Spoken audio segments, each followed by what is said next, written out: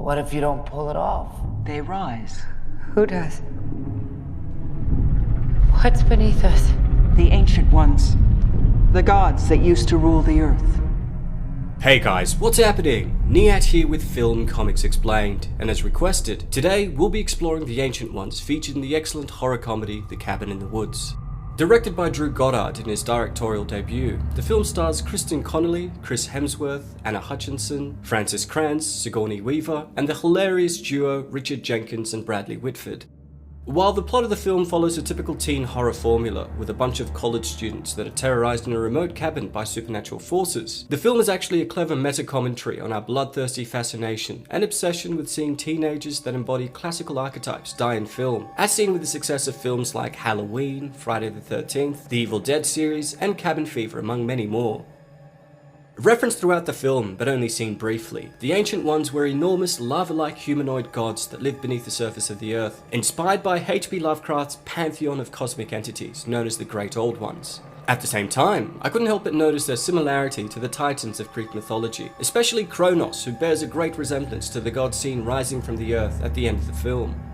Despite being dormant for much of their existence, these sentient and powerful beings were essentially the source of power that controlled every monster that has ever been seen in the entire world. And though it's not explicitly stated, I think it's safe to assume that they were also responsible for their creation, with the creatures serving as vessels for their ultimate goal of seeing human sacrifices. For me, these Ancient Ones were a representation of the audience, who, with their purchasing power, have dictated the type of creatures they would like to see, and the manner in which they hunted their prey across various subgenres of horror films for our entertainment. Does it really matter if we see? We're not the only ones watching, Ken. Gotta keep the customer satisfied. It's understood that the ancients used to live above ground, ruling the primordial earth during the Precambrian era some 4.6 billion years ago, and using their immense power to spill the blood of ancient creatures for their entertainment, up until the emergence of the Homo habilis. Seeing the Homo habilis as their plaything, and with the eventual development of the more intelligent Homo georgicus, ergaster, and erectus, the Ancient Ones began tormenting the latter, causing the forefathers of humanity to worship them as gods, and forcing them to set up ritualistic sacrifices to appease them. In the film, one of the ritual supervisors explained that the sacrifice used to be as simple as throwing people into a volcano, but as time went on, the desire to see more entertaining means of sacrifice grew within the Ancient Ones, who then began changing the rules of the ritual to include 5 character archetypes, including the virgin, the athlete, the whore, the fool, and the scholar. These characters would have to be forced into situations where they would be ceremoniously slaughtered by creatures and monsters. And should humankind refuse to satiate the Ancient Ones' desire to see these events play out, all of humanity risked extermination via the wrath of the gods, who would once again rise onto the surface. To ensure that their punishment was somewhat justified, the teens needed to transgress and commit certain sins. While the bait is laid out for them, they themselves had to open Pandora's box. Dolor Supplemus, Carl. Dolor Igneo Animus. Within some point in modern history, presumably around the early 20th century, coinciding with the writings of Lovecraft himself, the organization was assembled due to the need for an ordered and more structured means of carrying out the rituals to satiate the gods. This involved the setting up of facilities around the world to perform the rituals, and the appointment of a facility director as the communicational link between the Ancient Ones and mankind. These facilities across the globe were the organization's way of increasing their chances of carrying out a successful ritual.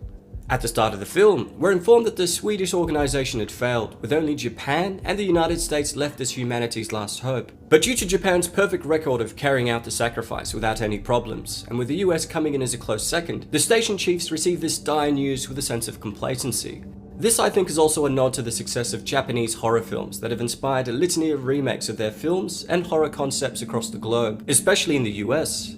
Unfortunately for the world, the students involved in the Japanese ritual overcome their menacing spirit, sending the American facility into a frenzy.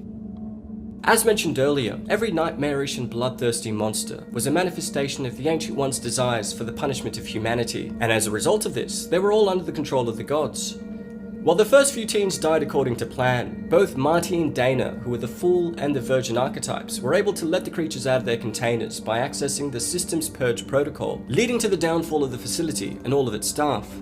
While this emergency procedure was created to be enacted in the event that the ritual didn't go to plan, further increasing the chances that the teens would be slaughtered, this failsafe had no safeguards of its own, and both the staff and security teams were unable to deal with the release of so many of the monsters at the same time. By the end of the film, Marty and Dana escape the chaos of the Purge and meet the director of the organization near the Pit of the Ancient Ones, where she explained that they needed to abide by the ritual for the safety of the entire human species. After asking Dana to shoot Marty, which she momentarily considers, the director is attacked by a zombie, causing her to fall into the pit. And just as the organization had expected, an Ancient One suddenly arises from the pit, crushing both the survivors and the entire facility in the process, indicating that the world was about to come to an end.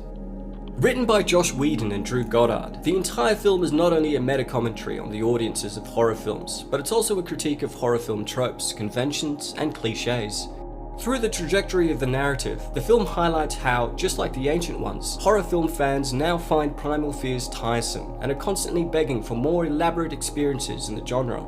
That's not fair. I had zombies too. Yes, you did. Yes, you had zombies. But this is zombie redneck torture family, see? They're entirely separate species. It's like the difference between an elephant and an elephant seal.